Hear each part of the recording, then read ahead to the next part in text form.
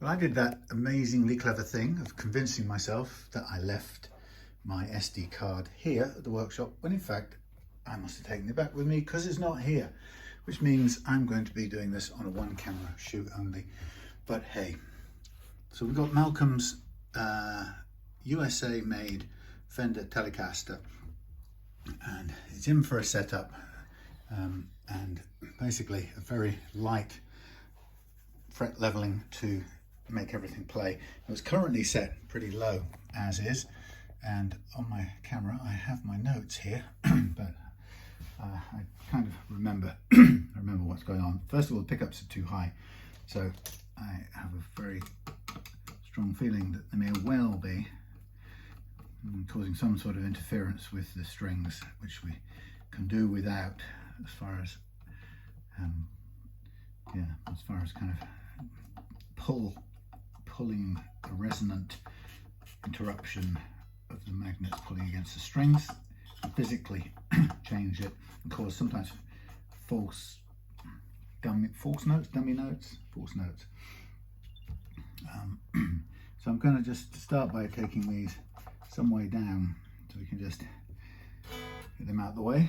What I'm going to do is I need to find a workable spare string or a sacrificial string to go in the middle, and we'll just check all the basics of the setup and then dive straight into it. So we've got a broken G string here, so I have to find which one it is. Purple, maybe green. It's a green, and it's probably looks like it's designed to go in a locking tuner, so we may not have enough. Sorry, not designed, it looks like it's come from a locking tuner setup. So judged by the way the end's crimped, so this could be a non-starter for this spare string. If that's the case, we'll have to find something else. Now this will come through the body. Sometimes if you haven't got a long enough one, you can fool it or play a trick on yourself and put it through a top loading thing on the occasion where the guitar's bridge has a top loading facility, but this doesn't, so we're going to need to try and stretch it out.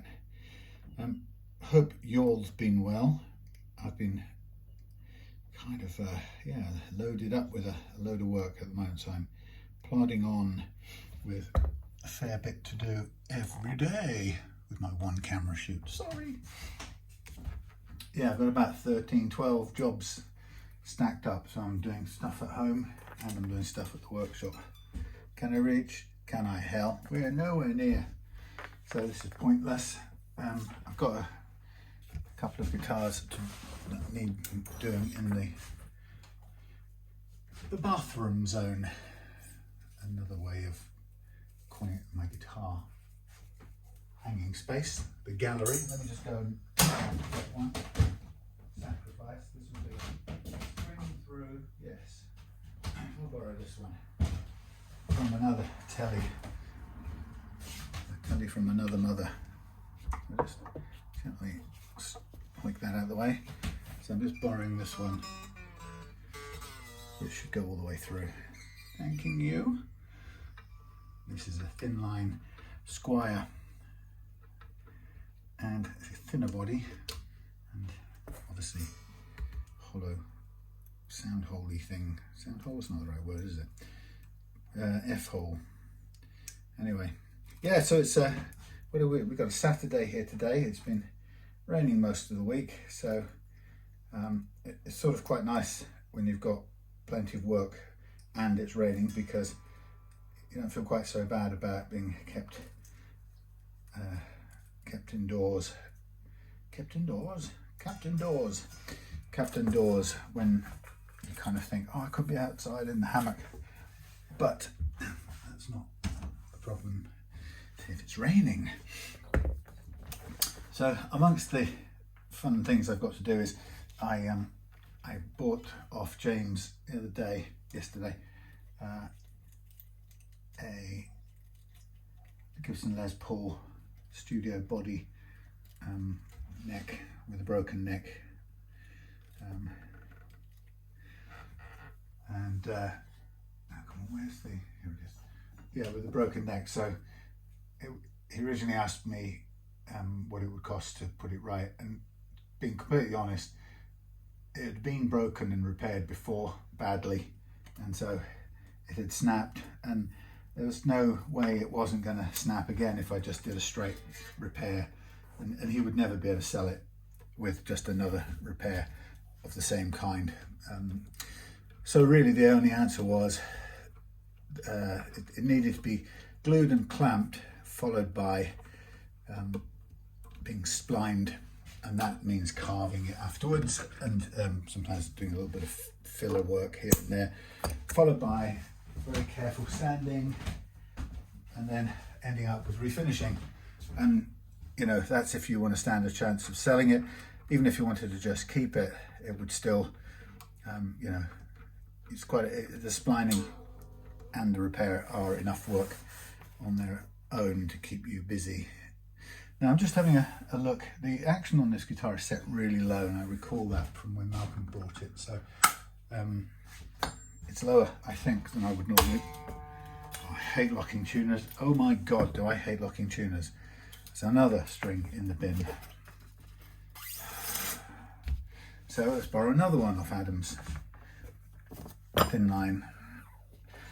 Yeah, so why do I hate locking tuners at a good enough time? It's because they basically, if you just push the strings through, which is what's happened here. So Malcolm, when you thread them or string them, my recommendation is to put the string through. Don't pull it taut and then just clamp off the locking thing. Oh yes, with this one it's locking, isn't it? I'm forgetting which guitar I'm working on. Yeah, so you've got the advantage of locking, quote unquote, locking tuners. The reason this one doesn't break strings at the same kind of rate is because it doesn't have locking tuners. So locking tuners, by definition, to work, to even function, they mechanically squash down your strings. So they damage your strings in the process of holding them, which means as soon as you do what I just did there, which is to stretch it to get rid of any slack, to make sure it, you know, before I tune it so that it's got no excess slack in it, it'll break. It's likely to break. So I'm afraid that's always going to be the case if you use locking tuners and rely on the crushing part of the tuner to do the work. So what I would suggest is this. If we can zoom in on this a bit, this is what I would suggest. Is we go up to a broken bit now, try and poke that out. Right, there goes the shard. Right, this is what I suggest, even with locking tuners, or especially with locking tuners. So you go through all the way, make sure the ball is neatly in the thingy of the thingy, inside the ferrule, and then come back and pull back about 1 centimetre, and then tighten up. And don't tighten up too hard, but because having put that little bit of 1 centimetre of extra wire into the mix string, we're going to get a combination of the locking device and this bit of slack is going to do the holding. So it takes the strain off the locking bit and means we don't have to crush it so hard to guarantee it stays in place, and then not having to do it so, locking it so hard, we protect the string a bit more. So with a bit of luck, we should be able to tune this one up without it breaking. So I would normally stretch the string a bit.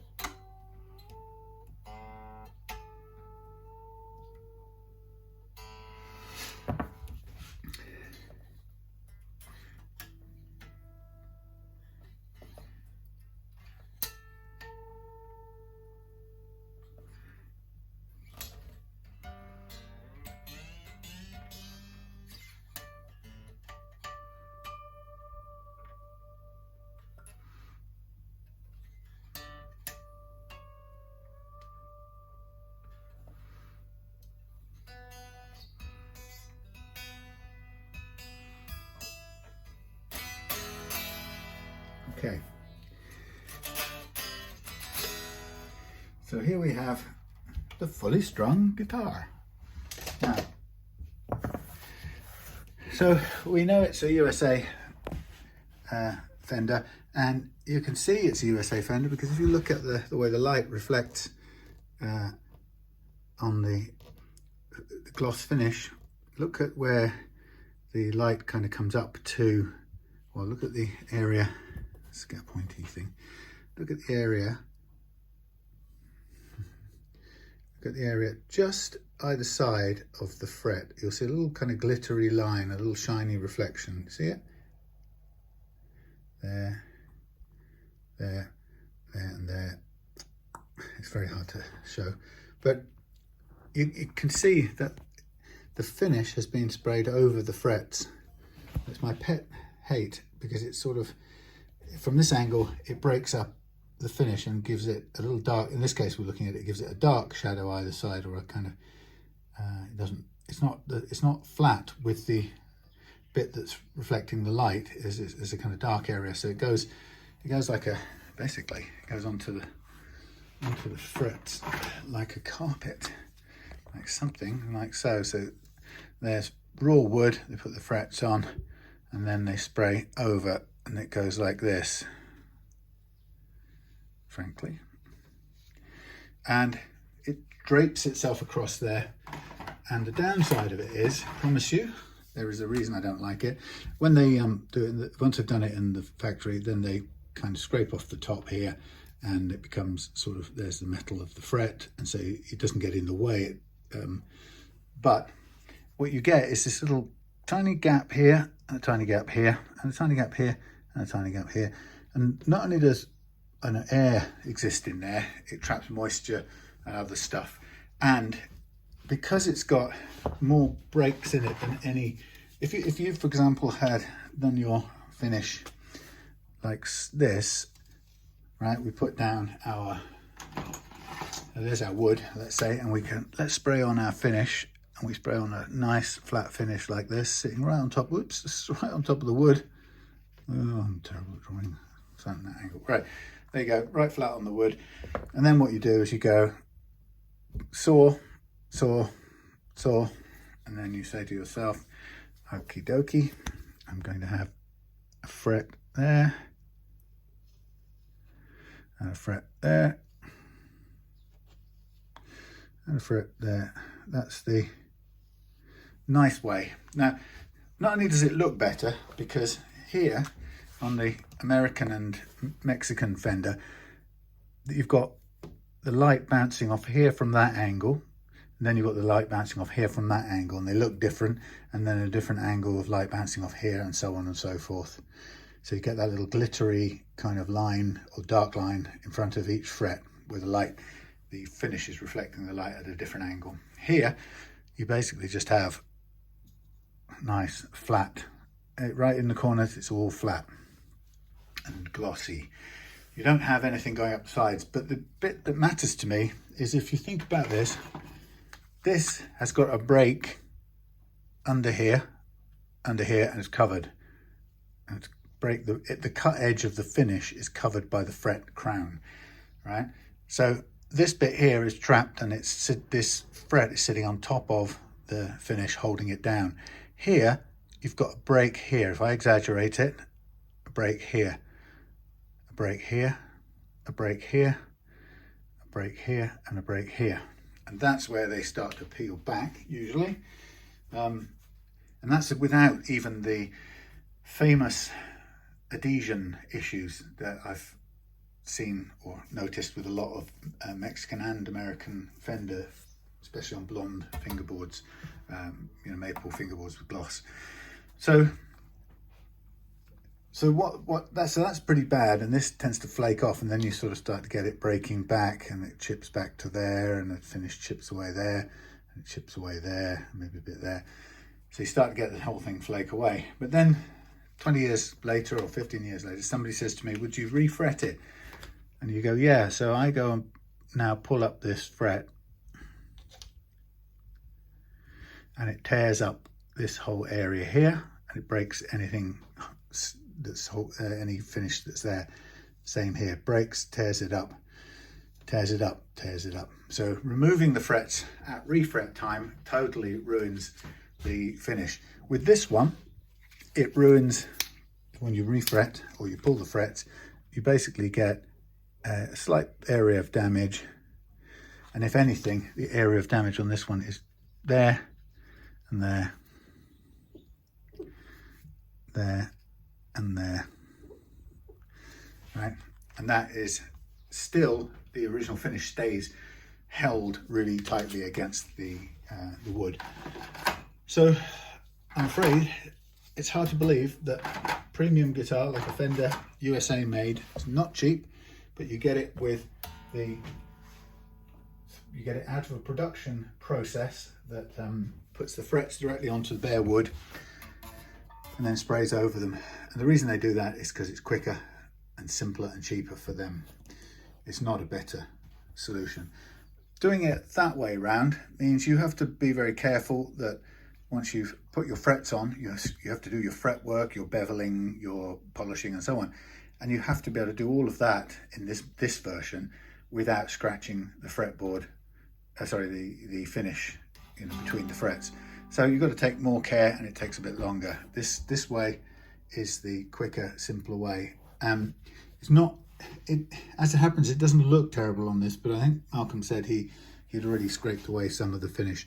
On many guitars, even some quite expensive $1,500 signature guitars I've seen in the last couple of years, not only is the finish sprayed over the frets like this with all the attendant problems, but also it's sometimes very, very heavily tinted finish, and you can see it riding up all over the sides of the frets, and you have to either scrape it off by hand, in which case you can risk chipping, and you usually see a little white line where somebody scored it with a blade. You get a little white line traveling down here. I think there might even be, I think I did see one, maybe it was this, yeah, there it is. Whoops. Let's see if I can do this without bashing it.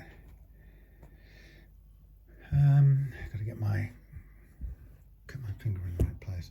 Okay, see that little white line there? Sorry about my finger. That little white line.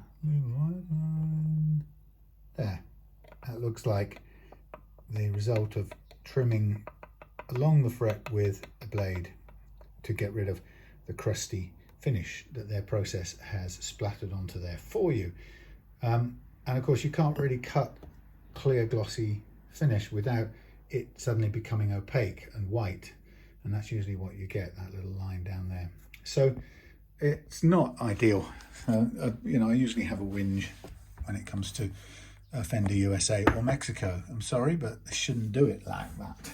Anyway, so generally speaking, what have we got with this guitar? Well, first of all, the positioning of the strings, alignment of the strings down the neck is slightly off. So I will probably have to rely on the boltability of this neck to slack it off and move it. My ideal situation with a guitar like this, a bolt-on neck guitar, is I really want, at all times, I want the heel of the guitar tightly against this long side of the pocket. Really, that's where you should want it. That's its best reference point. However, these guitars were quote unquote made with some wriggle room, so that with the guitar in this position, if it means that the strings are a little bit too much biased towards the bass side, then we need to push the guitar neck slightly in a different position. And that means we may introduce a slight gap here. And then what's happening is that the 4 screws are holding it in the position we want.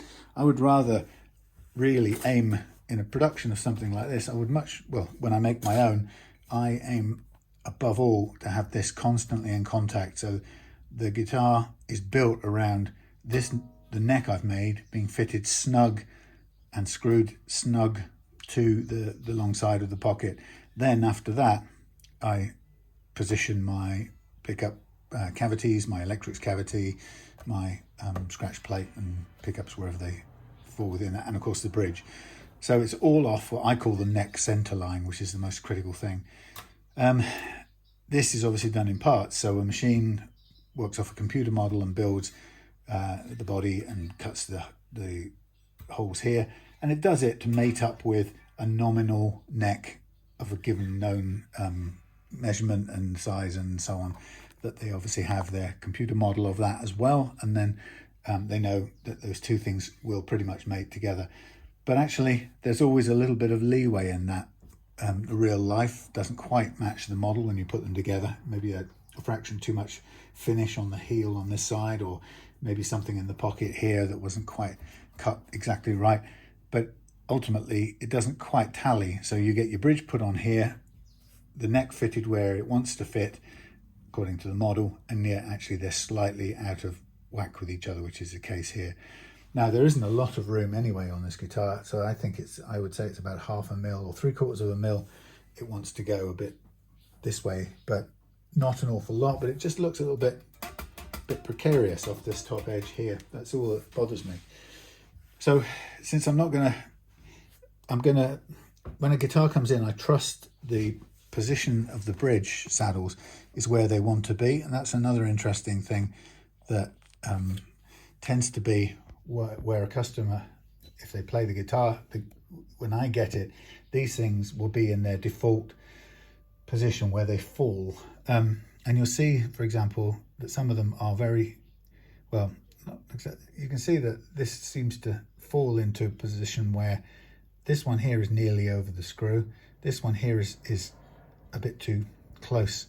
So actually we may find that this one really ought to move. But the problem is this one has already settled into its groove.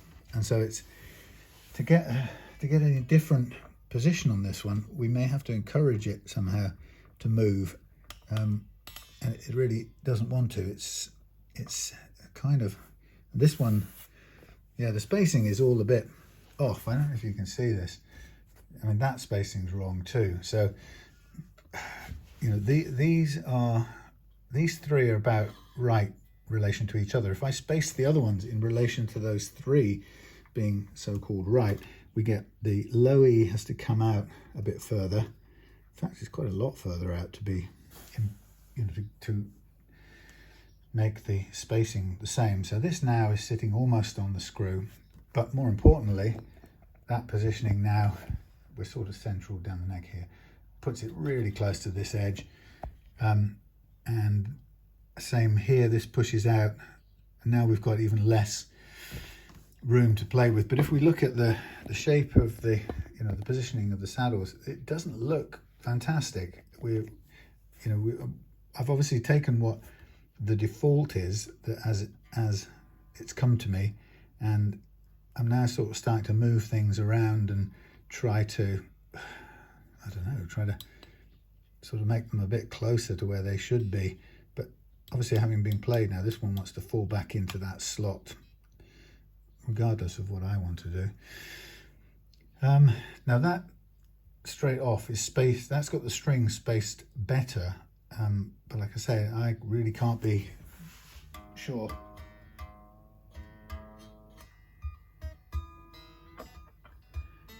If they'd stay there.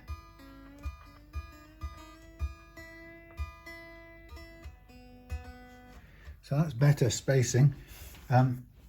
So given they're all better spaced, they don't look fantastic there.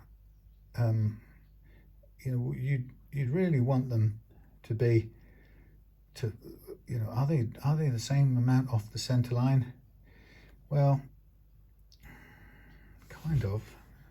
There's something wrong about the build of these things. What's bothering me, I'll leave that there up close and see if we can make anything. So from the center line, let's say go from the inside edge of the string to the outside of the saddle. Okay, in this being in its correct physical place, we've got 5.6 from this side of the string to the outside of the saddle. 5.6. Going to do a similar one on this end, and we've got 6.78. So there's a millimeter difference of the way that these strings are sitting in relation to the center line and the ends of this thing. So really, it means this one should be living further inwards. Okay. So let's take that in there a little bit and go back to near where we started with as our start point. So we go on this side, we go, doesn't matter which side of the string we're using, it's just a reference point. 6.7 there and 6.6 there. So these are now equally spaced around the center line, but that's not going to be any good. So we're going to need to push this a millimeter out, let's say, and bring this one a millimeter back. And again, I'm just visually lining this up. But the problem with this is about this saddle arrangement is I'm just making this up because there are no notches on the saddle that set this, and it falls eventually into its own unhappy setup. So we've got 5/6 there and 5/7 there. So that's a visual and a measured center point. That's the correct spacing of these strings off the center of this thing, and it looks sort of okay off the edge here. So the next one we have to do is we have to take the next one and shove it until it is, what did I say? Oh, it should be 5.6, shouldn't it? Yeah, so 5.6, lock it on there. So 5.6 to this edge, that's about right. And this one's now too long. So that one now has to go sideways to 5.6 roughly. Now this one's in the wrong place, so that has to kick that way to about 5/6, and then this one has to go. Is this one too far over? I think it is. Yeah, a tiny bit. Okay, so there's a physically balanced up, nearly balanced up, or visually, physically nearly balanced up, better than it was. The question now is, how do you get it to stay there?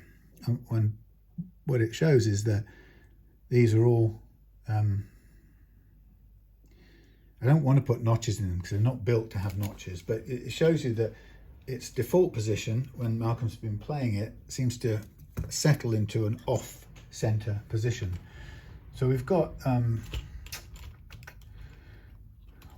guess we've got not a permanent marker pen, but you know, we could make a mark either side, except there isn't space either side. Yeah, it's not going to really retain it. But there's a, you know, if it stayed in this place, you could just about mark up and see where it has to go, and drop the strings back between these two marks there and there. Yeah. Now, of course, they will build their own little notch in time, but this one, unfortunately, has built one where it shouldn't have been. So, okay, well, you know, good to have figured that out. So on this setting, then, I don't necessarily need to make any adjustment there. But what you do see is that it's correct spacing on the nut, sorry, the saddle. If we sort of look down the center, we are equally balanced, but we've got so little space either side to play with. In fact, there's kind of more, it's more generous up at the nut end, but by the time we're down here, it feels really tenuous, and that really is centrally, each of those strings is centrally positioned off the screw here, or off the midpoint of the saddle. So it's a funny old one that is very difficult to figure out. I would prefer to know that my strings are staying in the same place every time, but let's see if we can make sure it goes back there. Again, there's really no way of knowing other than, you know, I'm just going to make a note on the board of 5.6 as my spacing, so that when I come back and we fit new strings, I'm going to go down the center line of there, and we're going to go to the outside of the string on each case, outside of the string, and we go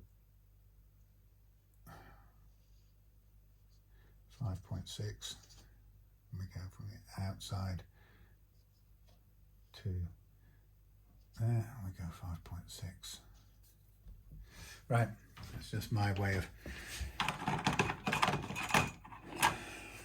making sure I know. Okay, so with that little bit of exploration, well, let's see what we've got. We've got out of tune. Let's make it in tune.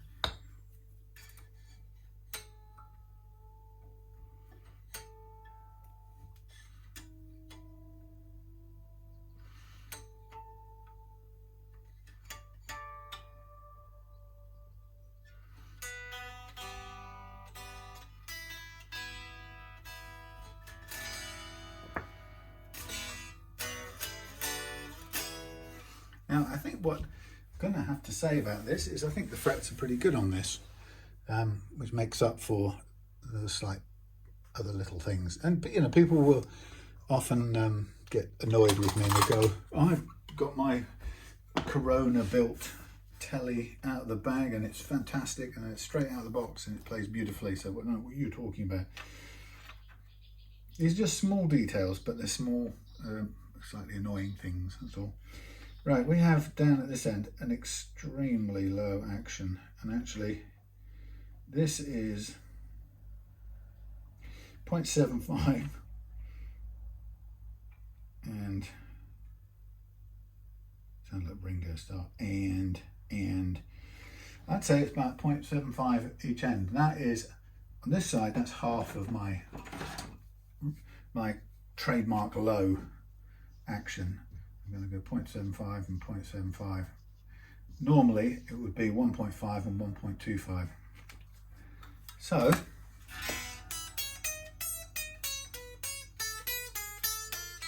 that's why it's struggling, because it's unduly low. However, customer has started with it set at that, so I'm going to leave it at that because I like a challenge. But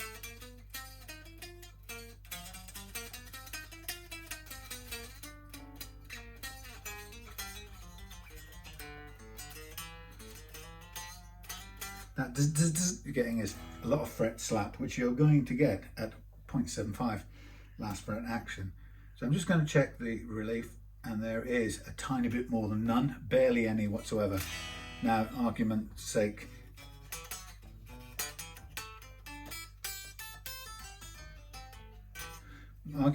you could argue that a little bit more relief would give you a little bit more room, but it would give it you in the middle of the neck, which is not necessarily where you want it anyway.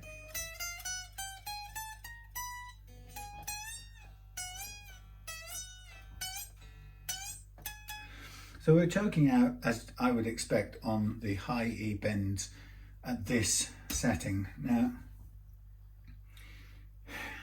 the question, the choice I face here is, when I spoke to Malcolm and he dropped it off, he didn't give me the impression that he thought this was a very low action or an ultra low action. Well, I can tell you it is.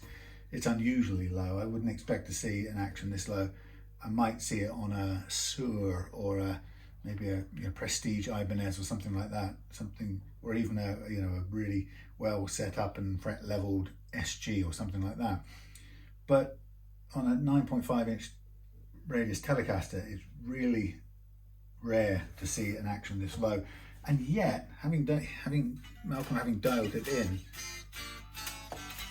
this thing all round, everything plays, and it's, somebody who really, really loves a low flat action, this would be just beautiful for, because, well, you just can't get as low and light as that. So what I'm going to do is I'm going to mark up the frets on this. I'm going to slack them all off a minute, the strings. I'm going to mark them up and I'm going to level them at this height. Now, I'm not going to level them hard because I'm starting with knowledge that A, this is excessively low action that's been set, and that we don't expect to be able to level this out any much better. We're not going to get a great benefit, but we're not going to lose by doing it. We'll get a tiny little bit of improvement on the what I call the fret slap and so on. In doing so, we'll also gently ease out these slight wear grooves as well. So that might be, another reason you might think, okay, it was worth doing. And the truth is, as a tech, it would be my duty, if it didn't play better after this little leveling, knowing that it's going to be a very light one, if it didn't play better at the 0.75 at both sides, then I would be kind of duty bound as a tech to raise it up just slightly to the point where it does play and gives us those choked bends back on the high E, for example. Now, you know, some might say, well, surely you need to give it back at the action your customers set it at. And there comes a time where if the customer said to me, I'm absolutely totally happy with this action, I like it exactly how it is, don't do anything to it in terms of, you know, raise it, just leave it exactly as it is. That's where I'm starting from, as if that's what the customer has said to me. But with that having been said, I think partly my obligation is to make it play the best I can make it play, and that includes playing the bends. Now I'm having to move these, you can see already I'm having to move these strings slightly before I tighten them up. So obviously I've slacked them off once. I may look at putting a blade mark on here instead of the pen, because obviously the pen's not really going to stay, so especially not that one because it's not permanent ink. But it wouldn't hurt if I put a tiny little nick on there from the blade. But again, this one has to come back a bit. So everything tries to move once you slacken the strings off, in the absence of notches or defined saddle exit points.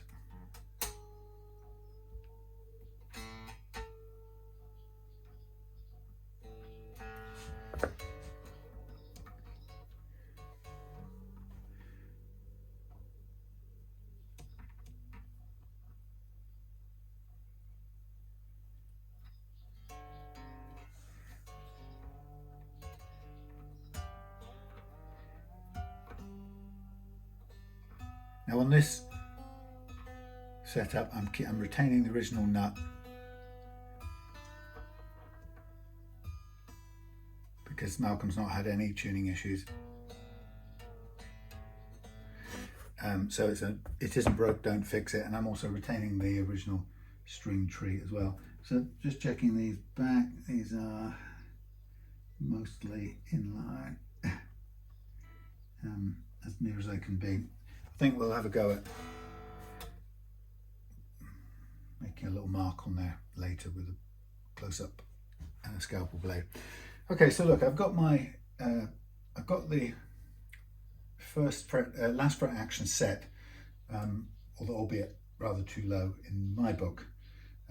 We've got the neck relief set at very, very little, but it fulfills my requirements of being slightly more than flat, or more relief than flat, so it's not dead flat, and there is a bit of relief, but not too much.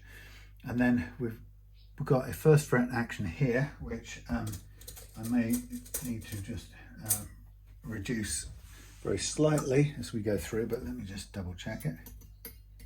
See, it varies from fret to fret. This might be the only reason why I would change the nut on this when asked to retain the original if possible, simply because sometimes the nut just may be cut unevenly.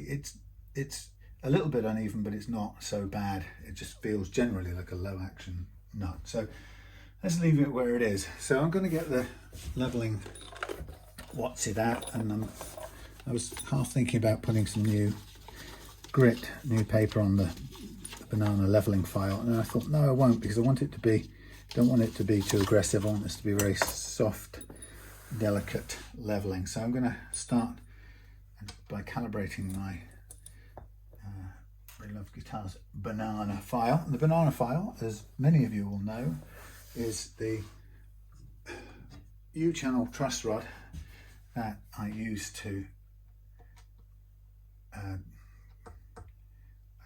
emulate the curve, actually approximate the curve that's in the relief curve in the neck of the guitar.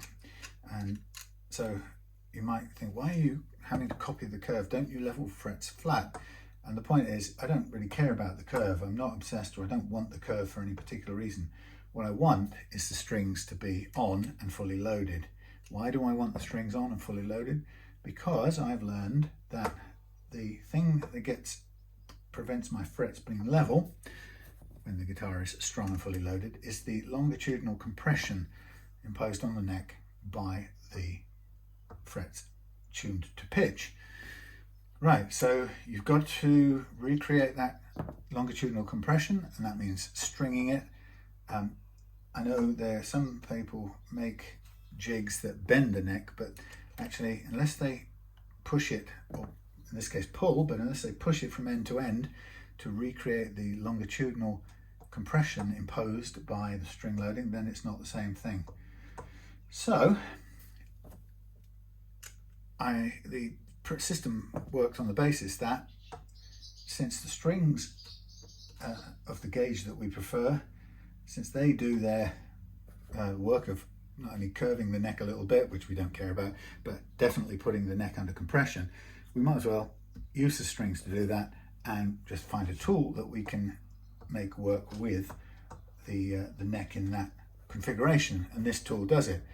And the reason it does it is because I can bend this to match the approximate curve of this neck. Although what's important and true is that this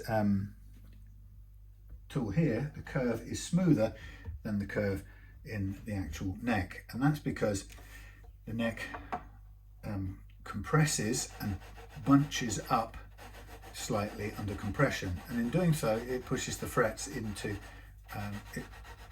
overall a curve, but it's a kind of slightly bumpy curve, and it's that bumpiness of those frets which cause them to get in the way of the spinning strings, and there's such tiny clearances that even the slightest amount results in a little bit of fret buzz or slap or choking on bent notes high up. So what I do is I get myself this tool and I sample the curve here, and when I've sampled it, what I end up with is a tool that's curved as an approximation of this curve, but it's very smooth, and I then use it to level onto this curve, which is approximately the same but isn't smooth, it's bunched. And so the two things, when you bring them together, one levels out the other. In other words, the nicely smoothly curved banana file comes down gently onto the top of these slightly bunched frets, and in doing so it cuts down the high points. Now I'm not even talking single high frets there, we're talking little clusters of frets, tops of hills as I would call it. So now I've done a little bit of leveling there. Maybe I'll just show you if those are interested. So here's how I read it. What can we see? Okay, tiny bit cutting a tiny bit. It's not a very good angle. Cutting a tiny bit, a little bit more, a fair amount, a little bit less, but still cutting quite cleanly. Dropping down a little bit there, a little low, slightly low at the very edge. Cutting a bit more, cutting a bit more, cutting a bit less, cutting a bit less, cutting, not cutting. So a little low spot at the end, maybe the last 3 frets. Up here there's a very slightly low spot there, but really everything's looking good. So my first impression, as I said, was that the frets are pretty damn good, and that's not totally unusual for these Fenders.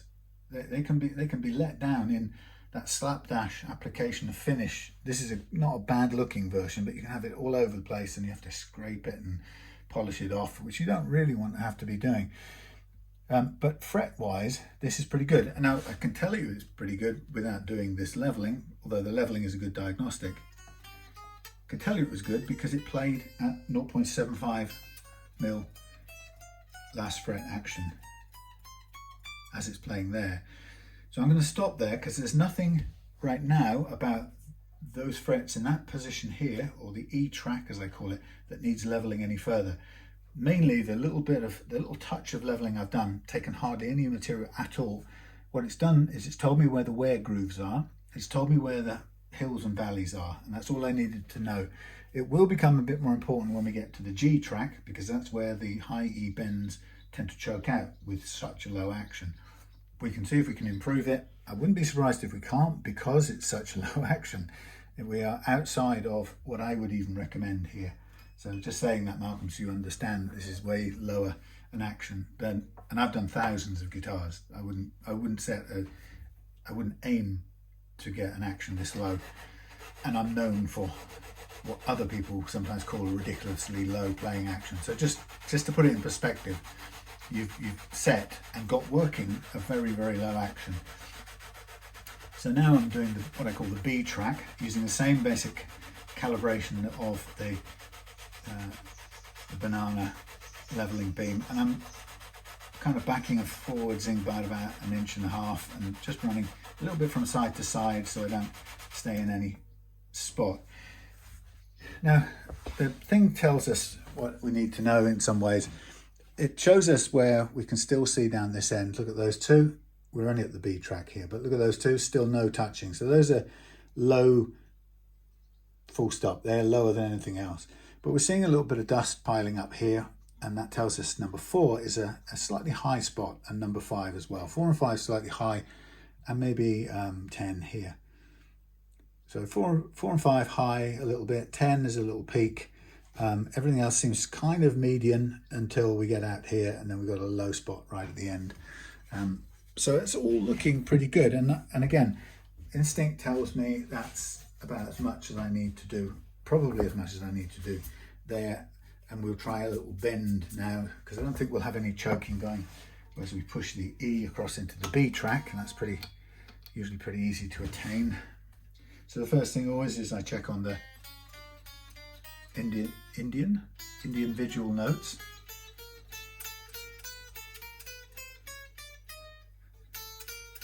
Now, sometimes I don't look at this, I'm not seeing it as I'm going up, but sometimes I might go something a little bit squelchy there. Oh, but look, it's at the 10th, 11th where I said there was that low spot. That's exactly what you'd expect to hear. And it's in a ditch effectively, and it's struggling, because if this is low, it makes that one effectively high. That could be that looks the normal height compared to all the others, but if this one's low, then this one's going to behave high as far as this fretted note is concerned, which is why there's a little bit of squelch there. Cleans up after that. Now, again, question, oh yes, typically I would go after that and level that out, but I remember I'm working at an incredibly low 0.75 mil action.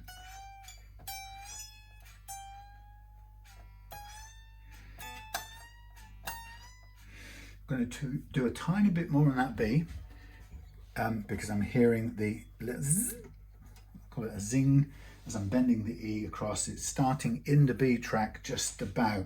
So since we know that we've got a little bit of a drop there, and we're getting a little bit of choke as we're bending the high E across the B and into the G where it chokes out eventually, I'm just going to do this a little bit more, and I'm focusing a little bit of downward pressure now on the 10th fret, area around the 10th fret. That's just because I know that's where we've got a low spot, and that it would help to clean it out. Now, the point about this is, those of you who've thought about this a long time will probably, no surprise, the low fret, in order to, or a low series of frets, a valley, the only way you can effectively ameliorate that or redress that, no, that's too much like fret leveling, to put that right, is to basically level the area around downwards, so that the disparity between the one in the ditch and the next one is not as great as it once was.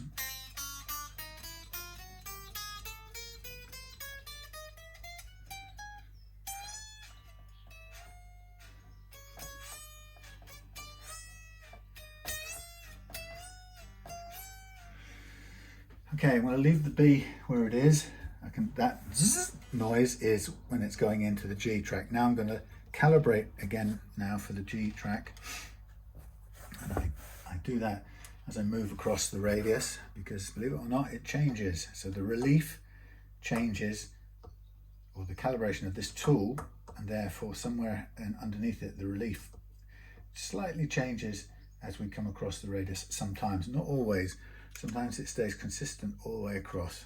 Don't ask me why, but in the same reason I can't tell you why every standard construction guitar with a maple basic neck and either a maple or rosewood type fingerboard, every guitar of that construction, whether it's made of mahogany and rosewood or maple and whatever, any regular wood, traditional wood constructed neck bunches in a different way to every other. It's totally idiosyncratic, individual to any guitar, and that's because the grains of wood in the neck of every guitar, the grains patterns, the tight knots, the flaws, I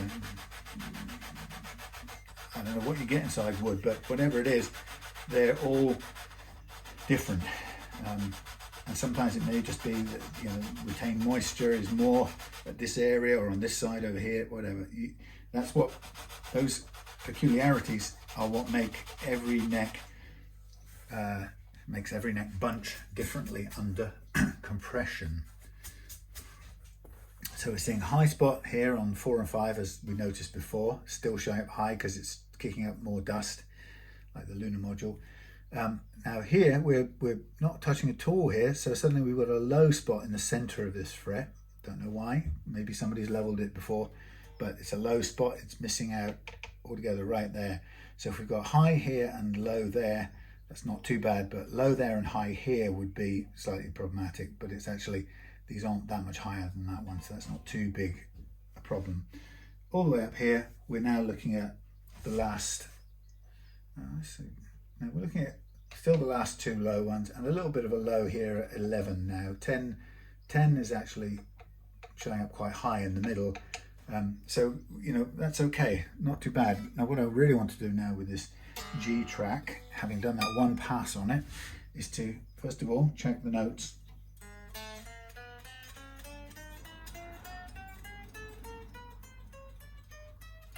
Which for a 0.75 millimeter is brilliant.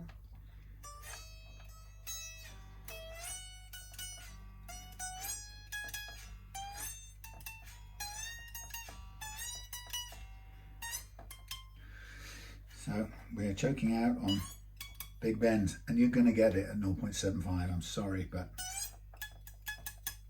so what's happening there is this note is touching out on this fret there, and I bring this back, and that's on the, I'd say it's more at the edge of the D track where it's choking out. But at 0.75, I can promise you, my experience is that really, if this was more like 1.25 around about there for that string, that would be much more likely, much closer to being able to play. So what I'm going to do is I'm just going to do a little tiny bit more from the simple basis that we can afford to. There's not much material being taken off. Again, judging how much is and isn't coming off is really down to experience. Sometimes you can feel like you're taking an absolute ton of material away, and in fact you're hardly making a difference. But I think that's about it for the G track. And when I say that to myself, the next thing that comes out of that is, if that's it for the G track, I've decided that it's a diminishing returns situation if I carry on leveling this G track.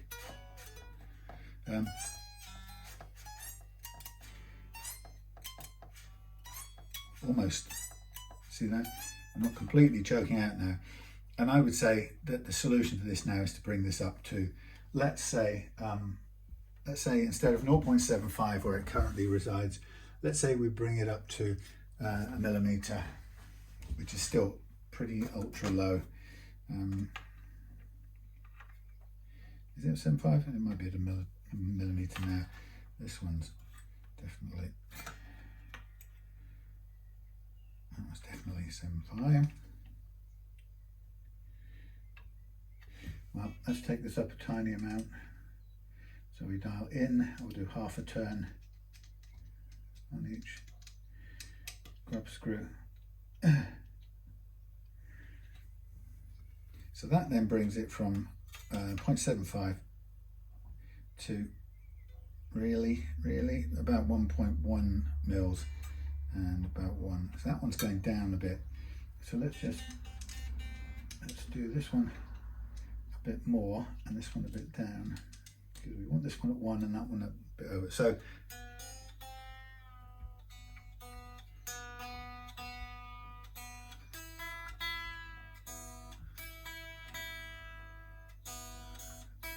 okay, so we've made an adjustment here of about 2.25 of a mil.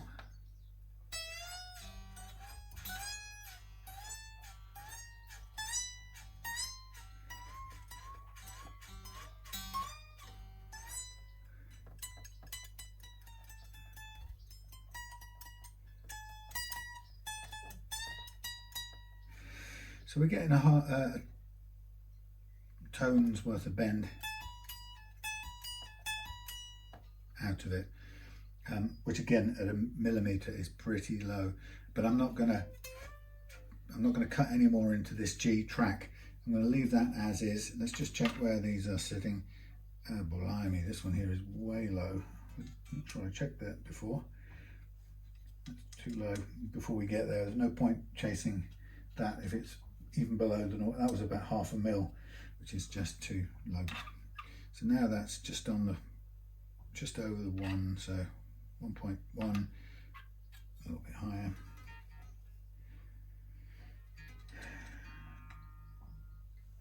So I'm just kind of working my way through to a sort of height that's going to be viable, because I think I'm hitting the limits of what's going to happen at this 0.75, and there's no value at all of me grinding away at fret metal when we're at 0.75, and simply because I've done this long enough to know that 0.75 is too great a challenge for any guitar, let alone a Telecaster.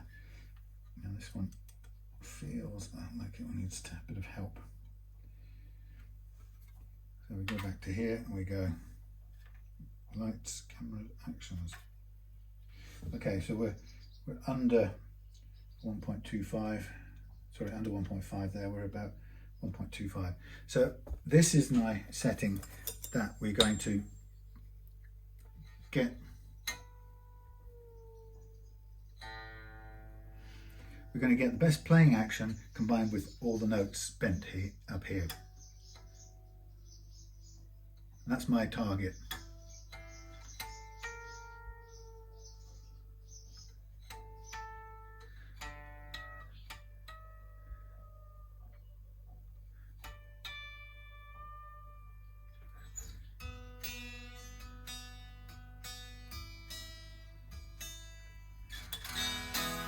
Now, if you want to go back down to 0.75 on either side, or 0.75 all the way across, you can do the same thing with the adjuster, the little Allen key, and you can take it back down to 0.75 on all of these strings, and get back to where you were, and you'll still be able to sort of just about play those chords, and gives that nice low action, but you won't get these notes out of it. There you go. So that's why. So this, there's effectively two actions. There's an action at which you can play bar chords, but you really aren't going to get bent notes for solos out of it because it's too low. And then there's an action that where a minimum action you can be at if you want bending notes without them choking. And I think that's where I aim for, because most people at some point will want to play a note up here and bend it. Even if it's very rare, the last thing you want is to get there and it choke out in the middle of expressing yourself in a kind of solo situation, whether it's knocking about at home for fun, or whether it's with your mates in your covers band or whatever. You don't want that note to just die off. And so that's why the action is a combination of fretted notes to play and realistic bent notes that you're going to, somebody who takes your guitar, if not you, is going to want to bend.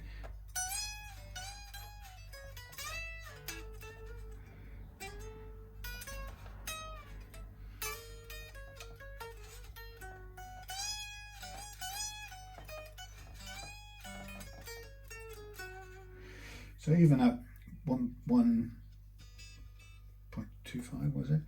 Even that, no, it's about, yeah, 125. You know, even that only just frees up the notes on this a little bit more there, because this is a low spot. See that? Higher. Yeah. So I think that's the reality of it, is that you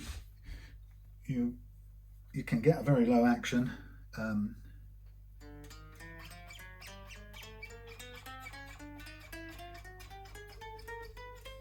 Very low action at the expense of notes that play true when you're bending them, or you get a combination. Now, you know, the fret leveling, precision fret leveling, will help you get the lowest combination of all of those things. In other words, you can have a low action as low as possible with a neck that's as flat as possible. Yeah, and the last fret action that's as low as possible. I said that, didn't I? Yeah, so you know, that will help you. The fret leveling will help you get to there. If you didn't fret level, you either have to raise the end relief, the end height, last fret action, or you have to possibly dial in some more neck relief to create some space. So that's the compromise, because these things are interrelated. So when I'm doing the low strings, the fatter strings with the wound construction, one of the things that you get with those strings, when you think about the fingerboard being this bunched up thing, what happens is when these lower strings spin in a kind of flappy, complex motion, they tend to crash into the hills in this bumpy road, bumpy curve. So you get quite often, as soon as you get anywhere near a low action, the bass strings bring with them this. It's not so bad. It was worse before because it was too low, but a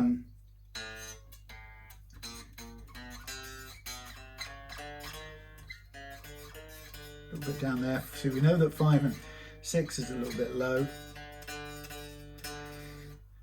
So it may well be buzzing. It's not bad, but I will just pay a bit more attention down at 5 and 6, because as we know we've got a slight low spot. So it will make sense to just alleviate that a little bit. Yeah, so it's I'm afraid it's a compromise. And of course the other thing is, if you're somebody who hits the strings harder than me, or you know, lighter than someone else, or whatever, we all have our own sort of strength where we hit things. So if you're a heavy hitter on the, you know, when you're playing lead or whether you're playing rhythm, you're going to make the strings move more, and if they move more, you can't buck physics. They have to have space to. They do a kind of mixture of this and this in a waveform. You have to have space for it to happen. If there's no space, it will slap against the strings, making that noise I demonstrated.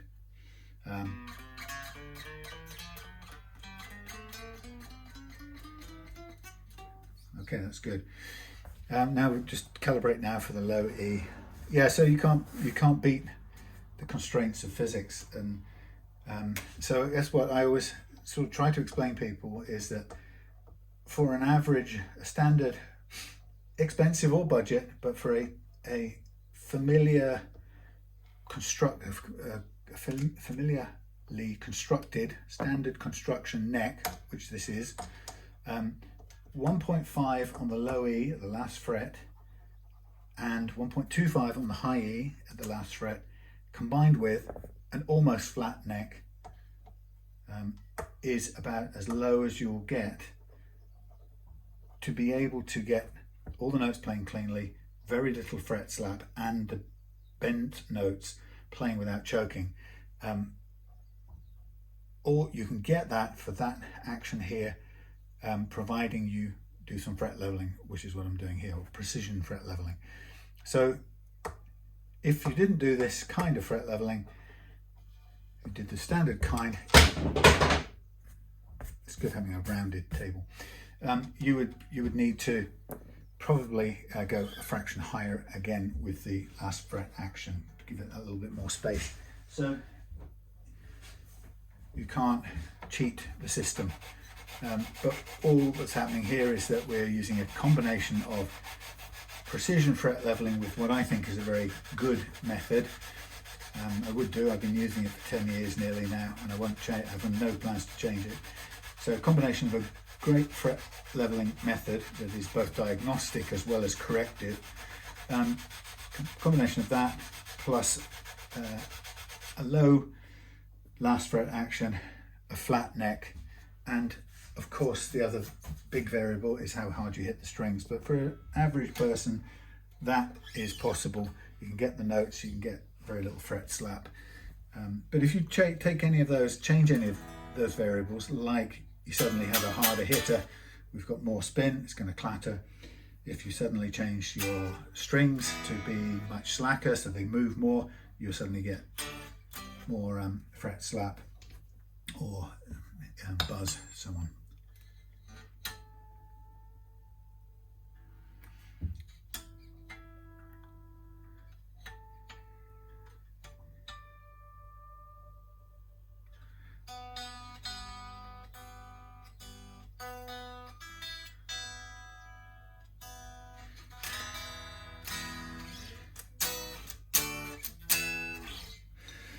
I like the feel of that already, but it is slightly higher than Malcolm had it. But I'm going to stand firm that that's how it should be, and on the basis that if you absolutely want to play it lower, you certainly can, but you'll lose the full tone bends up there. Assuming nothing else changes. So it's just important to know that. Okay, so now I'm not going to make any adjustments to the nut, the slots. It's staying in tune, or it's not pinging or anything. The variations are absolutely minuscule, so it's not really anything to worry about. So what I'm going to do is I'm going to remove these strings. We'll keep them for sacrificial strings, hang them up there. I'll probably need them when I get round to that, what do you call it, thin line telly there. And then we'll just recrown these frets, but before I recrown them, I'm going to mask off the fingerboard so the edge of the crowning file doesn't kind of scrape up or pressurize the finish on here. Now, there you go, look, that was another one. I've replaced the A, I've replaced the A and the G. Now the D just broke because of over crimping on the, so that's dead now, it's no good to me. So I might as well not really keep that set, because now I don't have, I suppose I could nick one off the, I could nick the one off the thin line. It looks like I'm going to end up replacing the whole set, doesn't it? Anyway, let's take these off for now. I'll worry about the sacrificial strings later.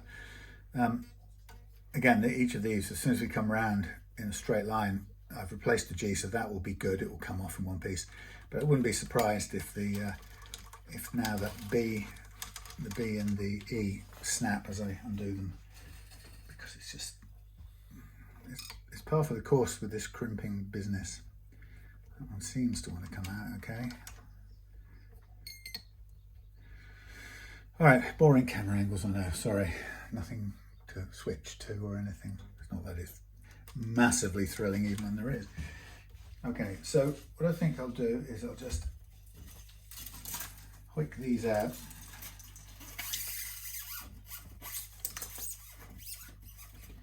One by one. And then I'll look at how comes the ferrule with it. It's not really what we want. Stay in, please. Okay, so those are out there. We've got minus a string, minus a D string, so we're going to nick a D string off that Telecaster there in a minute. That thin line jobby. Come on. I'm just wondering whether I can get my scalpel, see if we can make little marks, slightly more permanent marks on the thingy here. Don't know what you can, if you can see anything that makes any interest, but let's try and zoom up. Well, it's a bit of a zoom in. Now I can see on here I have got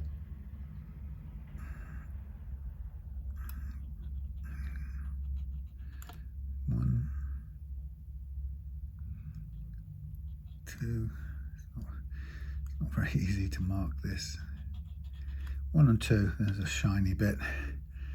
Then we've got a 3 and a 4.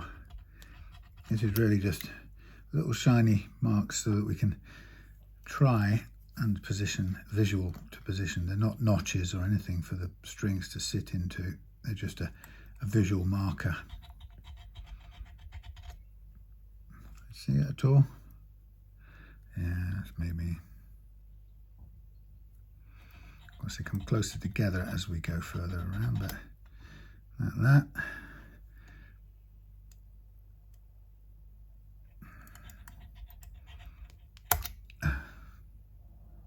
This one's sitting right, or this mark is sitting right on the edge of that grub screw. And this one goes here.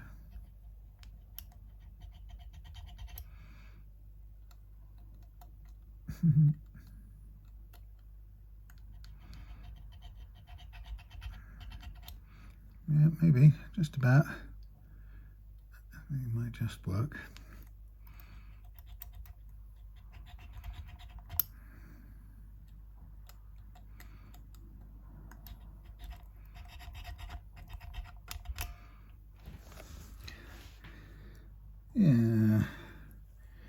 Yeah, just about. It's good. It's giving me a good position on this. It's a tiny thing, sorry. Well, somehow I managed to lose this little bit that I was just doing. I'm going to go off camera anyway, but the last bit I was doing was putting little score marks on the saddles there to know where we were positioning the strings. I just demoed recrowning these first few frets. So I'm going to do the whole of the fingerboard in masking tape, and then I'm going to recrown all of them, or the remainder of them, and then afterwards I'm going to do the polishing and polishing process. And then when that's done, I'll come back on camera and we'll restring it, give it an overall clean down, and then restring it, make sure everything plays great. I'll stretch out the strings and intonate them. Yeah, so thankfully I got most of this. I thought I'd actually ended up not recording any of it. That would have been funny. Still, I will see you in a minute. We are running. We're back after crowning, sanding, polishing out, and everything's looking lovely. So time to restring, and just while I'm at it, I'm going to check the tightness of the tuners. It's always worth double checking because quite often they come undone in their own time, but not these. You can feel immediately when they have. Sometimes what happens is that the finish can shrink over the years, or continue drying, or shrink, or the wood shrinks or whatever, and you just get a tiny little looseness in the tuners. You expect them to be loose in that direction. Right, so we're going to put on new strings to Dario 9 to 42s, and I'm going to stretch them out and then set the intonation, and we'll be done. So down this end, string loading, stay there.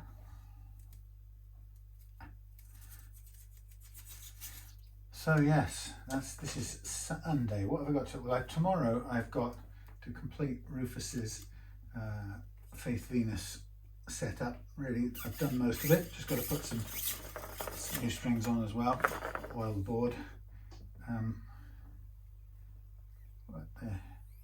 What the hell is going on here. Let's see, there's something on this string that don't feel right.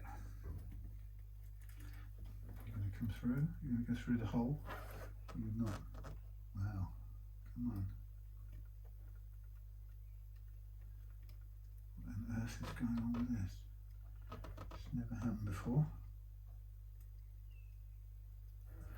Right. There's a little bit of something on the top of this string, so it's got to clear. Everything works now. Just enough. Yeah, it clears just by the tuner. Good, otherwise that was going in the bin. Some sort of blemish. We'll see if there's any intonation problems, wrong strings. If there's any intonation problems, then it will go in the bin anyway. But it's a pain because there's no recourse. It's not worth trying to go back to a seller who sold a 3-pack. I have no idea which 3-pack it was, or it was through Amazon. So, but you just have to take it on chin. But for, I guess, 7 or 8 quid's worth of string, it's an absolute pain when you get something that's flawed and you don't have any recourse. Recourse. Come on through the little hole. What are you doing? Thank you. Yeah, so tomorrow I'm going to take my dad out for a Father's Day walk in the park and an ice cream, stop for an ice cream, just a little bit of fresh air, and I think I'll do a bit of homework on Rufus's faith, and then Monday we're on to, well, actually I can't remember what Monday is, but Tuesday is going to be Ian's parts caster, Tuesday and Wednesday probably.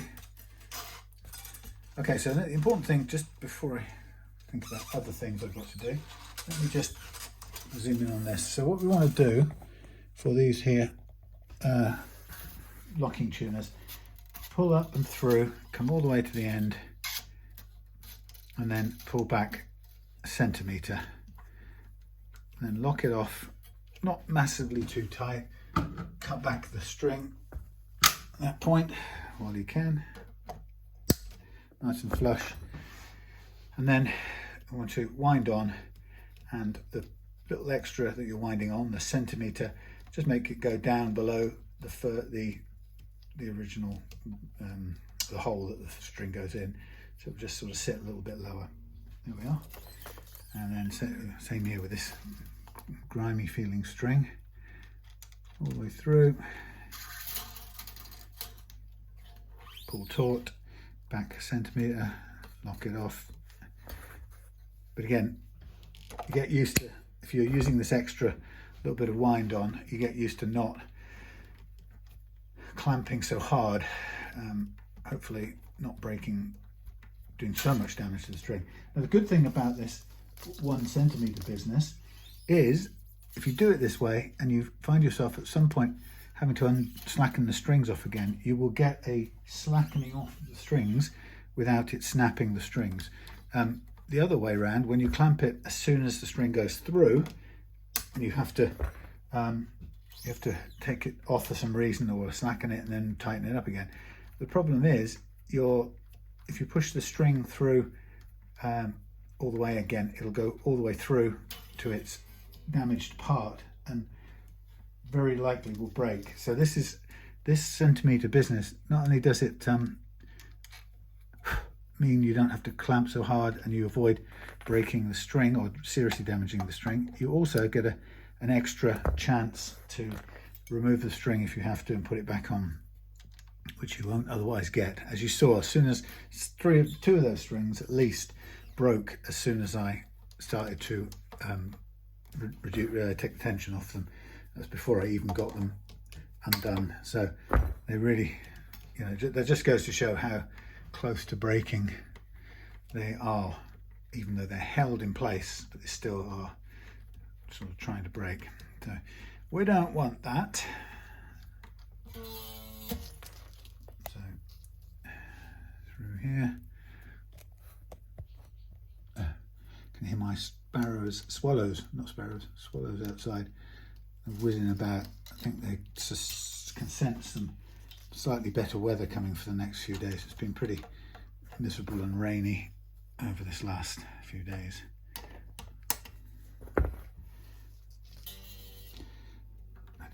Yeah, they had a couple of, well, no, actually the parents had a couple of good weeks, really nice weather when they first arrived, and then as soon as they got into egg hatching and child feeding, it just went downhill.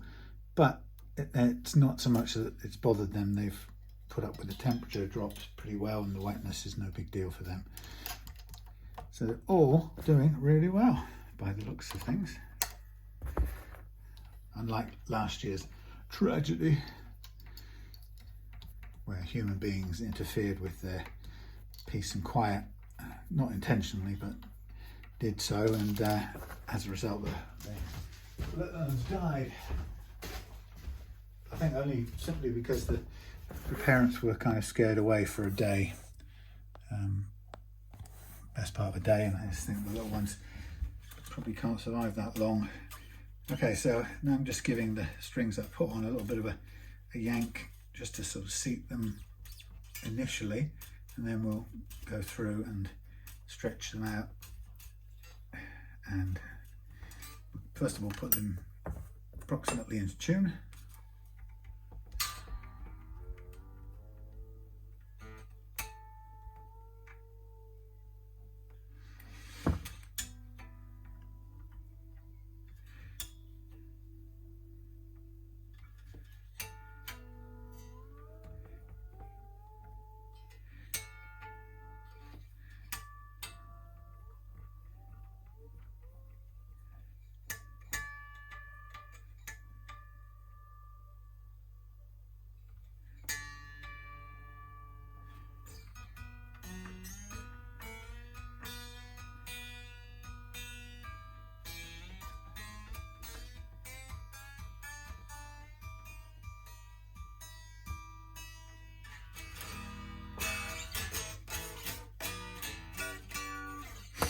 Okay, good. Feels good so far. Okay, for the stretching process, you want to do this every time you put on new strings. You want to push and pull between fingers and thumbs. That's really, you can put quite a lot of force into that to stretch out any new, the slack in any new strings. What I've seen, NYXL D'Addario's, the sort of D'Addario's version of Elixir type strings, about 15 quid a set, they seem bizarrely to be somehow pre-stretched. They don't store anywhere near as much slack. I could be wrong, but that's what it appears to me, having recently fitted a few sets and noticed the kind of the difference, which was quite remarkable. So first bit of stretching.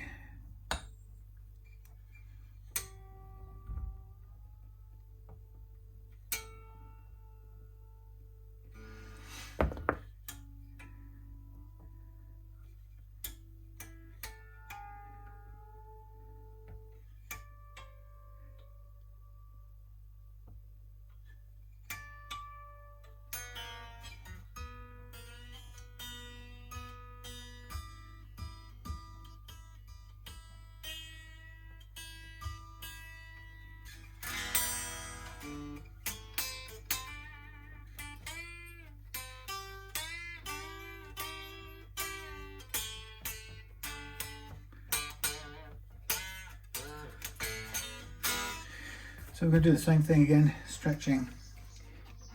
So I always like to point this out, but your tuners have no part to play in keeping your guitar in tune. In other words, tuning and stability has got nothing to do with the tuners. So if you have tuning instability, my advice is to consider it as the result of two things, 50% blame on each. First thing is the condition material of your nut. That's why I tend to use Tusk, because it's pretty good for not holding any or no friction. But your nut has to be really well cut. It needs the right first fret action to stop notes being played here going sharp. That's an intonation tuning issue. But you need a low first fret action. You need it to be, the slots are going to be cut well and no gripping whatsoever, and the right sort of material. That's half of the tuning thing. And the other half is what we're doing now, which is stretching out all of the slack in your strings.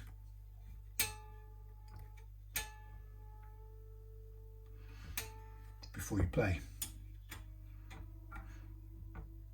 You see we're getting closer.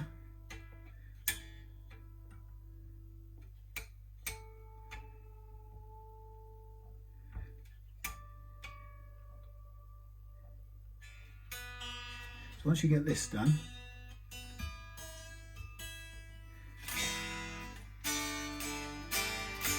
your guitar will stay in tune most of the time, but it'll go into tune really straightforward, really simply when it's time. Now, I'm going to use my little marks.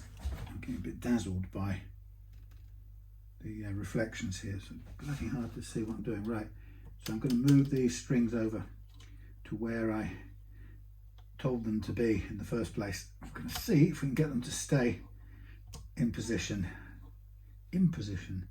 Otherwise, they just won't be balanced correctly. So you saw a bit of a move and it's put it slightly out of tune.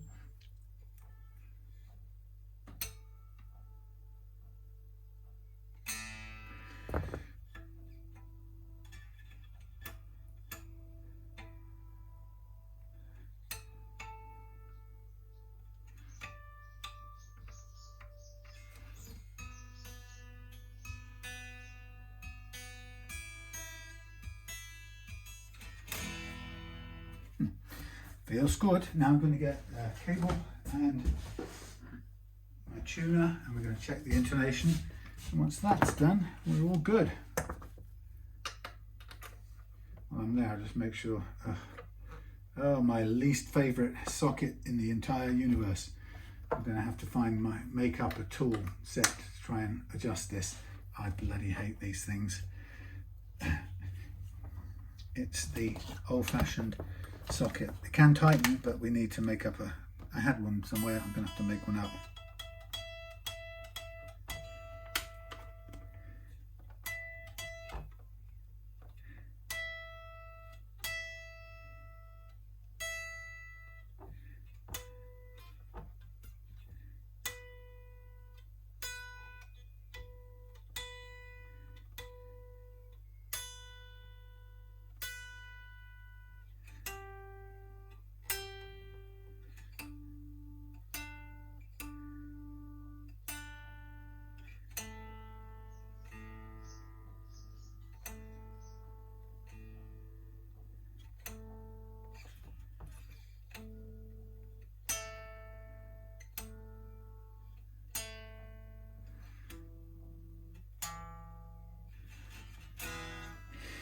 Well set. Okay, so that's going to call that done. I'm going to I'll switch off the camera and go and find my little tool for tightening that jack. Although I would always recommend replacing it with a electro socket. That always comes undone. Anyway, thank you for watching. Malcolm, here it is. Hopefully it'll be ready for you to collect on Monday. And yeah, thanks for watching, and I'll see you again on another one. Bye for now.